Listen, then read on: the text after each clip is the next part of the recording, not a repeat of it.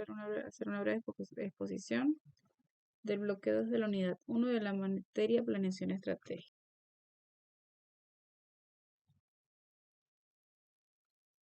Que se utiliza cuando los componentes de la mezcla son sensibles al calor o tienen puntos de ebullición muy altos. En este método se reduce la presión en el sistema mediante el uso de una bomba de vacío, lo que disminuye el punto de ebullición de los componentes y permite su separación a temperaturas más bajas.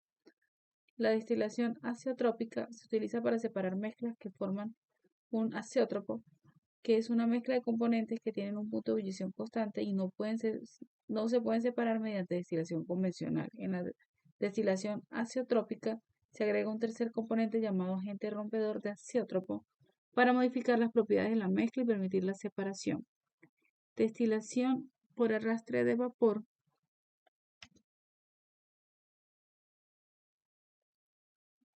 que se utiliza para separar componentes que son sensibles al calor y tienen puntos de ebullición muy altos. En este método se introduce vapor a la mezcla, lo que arrastra los componentes volátiles y luego los vapores se condensan para obtener los componentes separados.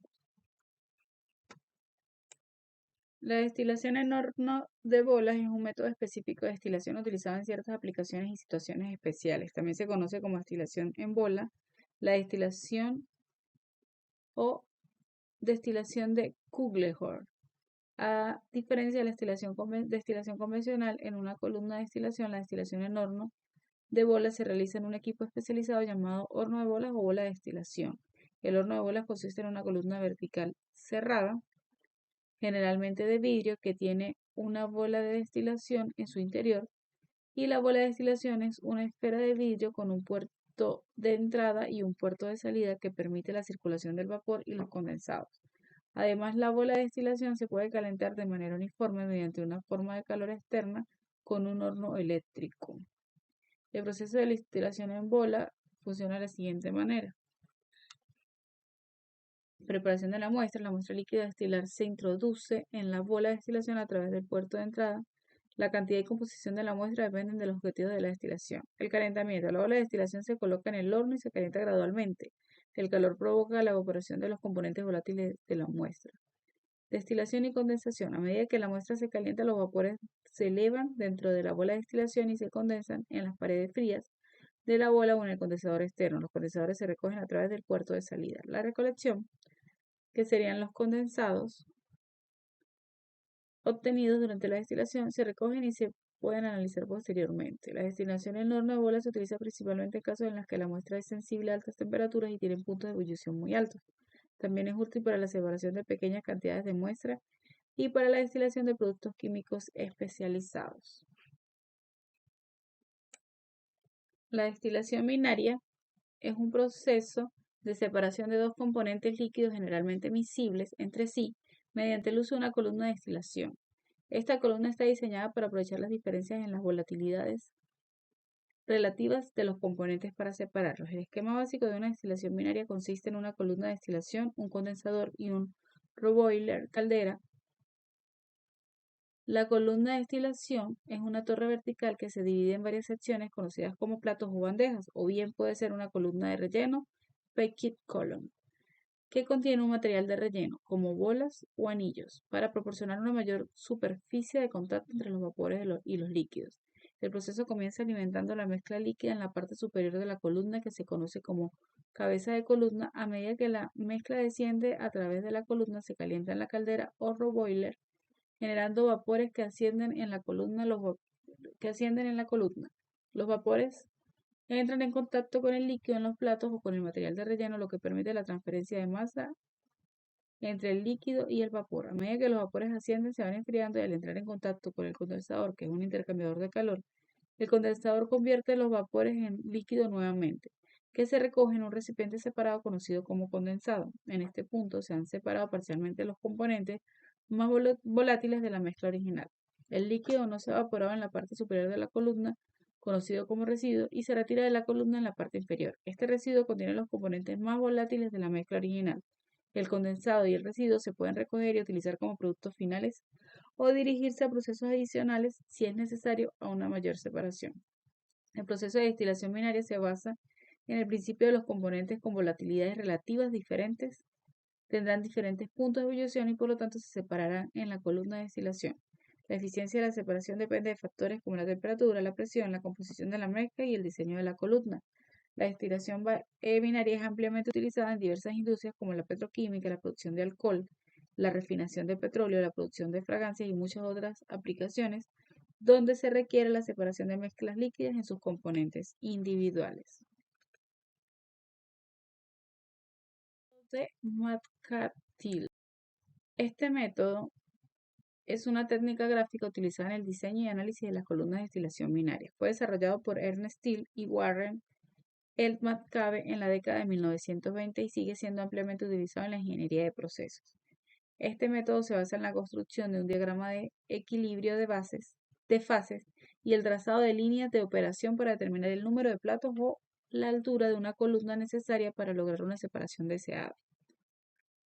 El procedimiento básico es determinación de las curvas de equilibrio que se necesitan los datos de equilibrio de fases que representan cómo varía la composición del líquido y el vapor en función de la fracción molar y de uno de los componentes.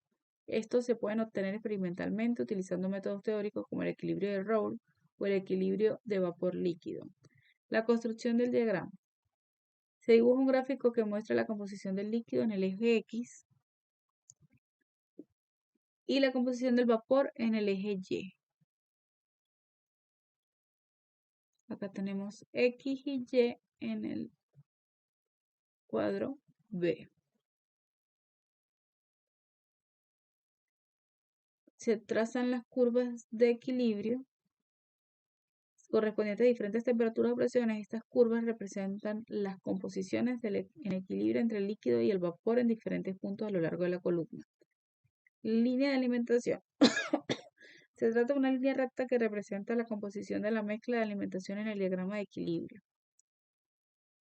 Esta línea se conoce como la línea de alimentación hasta la curva de equilibrio correspondiente a la temperatura o presión de la operación. Línea de operación. Se traza una línea recta que representa el equilibrio entre el líquido y el vapor en cada plato de la columna. Esta línea se conoce como línea de operación o línea de rectificación.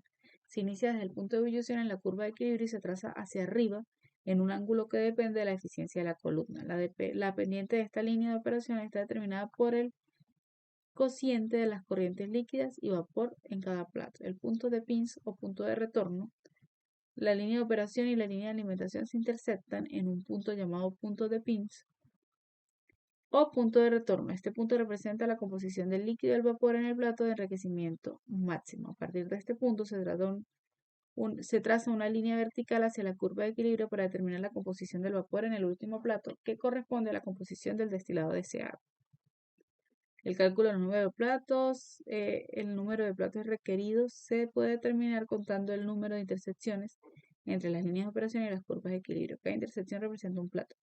La eficiencia de la columna también influye en el número de platos necesarios. El método proporciona una herramienta visual y efectiva para el diseño preliminar de columnas de destilación binaria y para evaluar el rendimiento. Acá podemos ver el balance de material y la línea de operación para la sección de enriquecimiento. El A en el esquema de la torre y el B las líneas de operación y de equilibrio.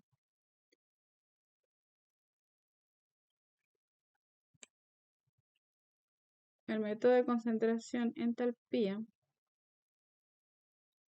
también conocido como el diagrama de concentración de entalpía o diagrama de McCarthy extendido, es una herramienta gráfica utilizada para el diseño y análisis de las columnas de destilación multicomponente.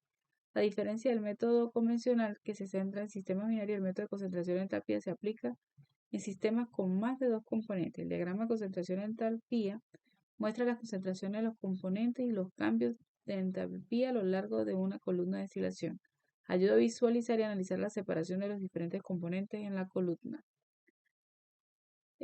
Aquí se explica cómo se utiliza el diagrama, donde se determinan las composiciones de la alimentación y los puntos de rocío y burbuja, al igual que en el método de McCarthy. Se requiere conocer las composiciones de los componentes en la mezcla de alimentación. Además, es necesario determinar los puntos de rocío y burbuja para los diferentes componentes que representan las condiciones del equilibrio líquido-vapor en la columna. Construir el diagrama en equilibrio líquido-vapor se debe construir el diagrama de equilibrio líquido-vapor para los componentes del sistema. Este diagrama muestra las composiciones en equilibrio para diferentes temperaturas y presiones.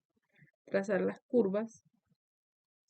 Las curvas de concentración en entalpía se trazan en el diagrama para cada componente. Estas curvas muestran cómo varía la concentración del componente y la entalpía a medida que se mueve a través de la columna.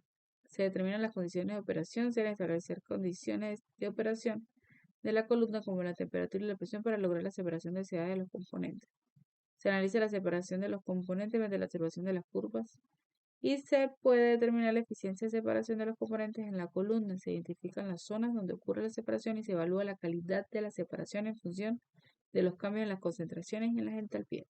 El diagrama de concentración en entalpía proporciona una representación visual de los perfiles de concentración y entalpía en una columna de destilación multicomponente. Ayuda a comprender cómo ocurre la separación de los componentes y permite realizar ajustes en las condiciones de operación para mejorar la eficiencia de la separación. Es importante tener en cuenta que el diagrama de concentración en entalpía es una herramienta simplificada y se basa en suposiciones y aproximaciones para representar el comportamiento del sistema de destilación multicomponente. En sistemas más complejos pueden requerirse métodos más avanzados y modelos termodinámicos más sofisticados para un diseño y análisis preciso. El proceso de secado es un proceso ampliamente utilizado en la industria de alimentos para eliminar la humedad de los productos y prolongar su vida útil. El secado reduce la actividad del agua en los alimentos, lo que inhibe el crecimiento microbiano y la actividad enzimática, evitando así la descomposición y el deterioro. Además, el secado mejora la estabilidad y la facilidad de almacenamiento y transporte de los alimentos. Existen diferentes tipos de secado en la industria de alimentos, lo que incluye el secado al aire, que es uno de los métodos de secado más simples y económicos. Consiste en poner los alimentos al aire caliente para que la humedad se evapore. Sin embargo, este método puede ser lento y puede dar lugar a una pérdida de nutrientes y cambios en la calidad del producto debido a la exposición prolongada del oxígeno. Secado por convección. En este método se utiliza aire caliente para transferir el calor al alimento y eliminar la humedad. Puede ser realizado en secadores de bandejas, secadores de lecho fluidizado o secadores de tambor. El aire caliente circula alrededor del producto, absorbe la humedad y elimina a través de un sistema de ventilación. Este método permite un secado rápido y controlado y es ampliamente utilizado para una variedad de alimentos. El secado por congelación. En este proceso, el alimento se congela a temperaturas muy bajas y luego se somete a vacío para sublimar la humedad, es decir, pasar directamente del estado sólido al estado gaseoso, sin pasar por el estado líquido. La congelación y sublimación controlada preservan la calidad del producto y evitan daños debido a la formación de cristales de hielo. Secado por liofilización. También conocido como secado al vacío, es un método de secado que combina la congelación y la sublimación. El alimento se congela y se coloca en una cámara de vacío donde la humedad se sublima y se elimina como vapor. La liofilización es un método utilizado para preservar alimentos sensibles al calor, como frutas, café, productos lácteos y alimentos deshidratados, ya que ayuda a mantener la calidad del producto y conservar sus características nutricionales y organolépticas. Secado por pulverización. En este proceso se pulveriza una solución o suspensión del alimento en una cámara de secado a través de una boquilla, generando pequeñas partículas que se exponen a aire caliente.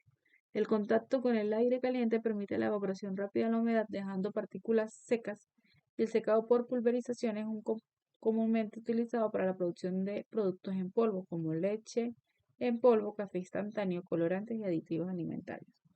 La elección del método de secado en la industria de alimentos depende de los diversos factores, como los factores del producto, el nivel de humedad requerido, la temperatura de secado y los costos operativos. Cada método de secado tiene sus ventajas y limitaciones y es importante seleccionar el más adecuado para mantener la calidad y la seguridad de los alimentos durante el proceso de secado.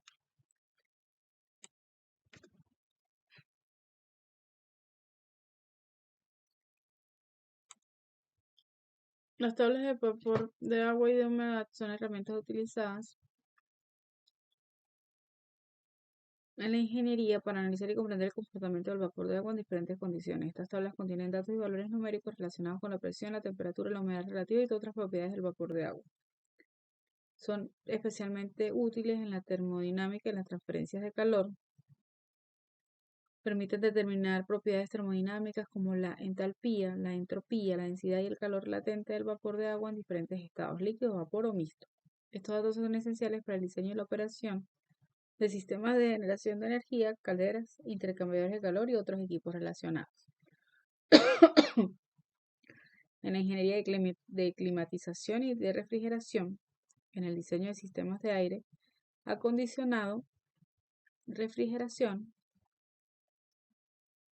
las tablas de vapor de agua ayudan a calcular la carga de humedad en el aire y a determinar las condiciones de evaporación y condensación. Esto es crucial para dimensionar adecuadamente los equipos y garantizar un rendimiento eficiente.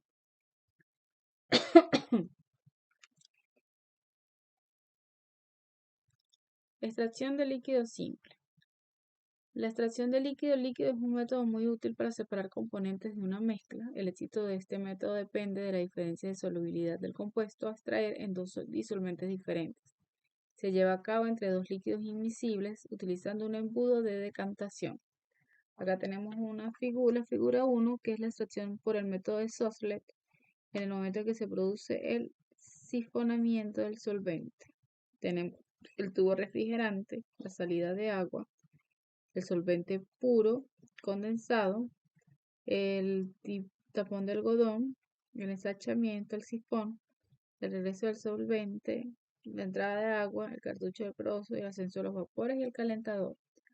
Las técnicas de extracción de este método se pueden obtener principios activos de tejidos vegetales. Se fundamentan las siguientes etapas: colocación del solvente en un balón, ebullición del solvente que se evapora hasta un condensador a reflujo. El condensado cae sobre el recipiente que contiene un cartucho poroso con la muestra en su interior. El ascenso del nivel del solvente cubriendo el cartucho hasta un punto en el que se produce el reflujo que vuelve al solvente con el material extraído del balón. Se vuelve a producir este proceso la cantidad de veces necesaria para que la muestra quede agotada. Lo extraído se va concentrando en el balón del solvente. Y ahí tenemos un esquema donde nos dice cuándo adicionar el solvente invisible y agitar las capas.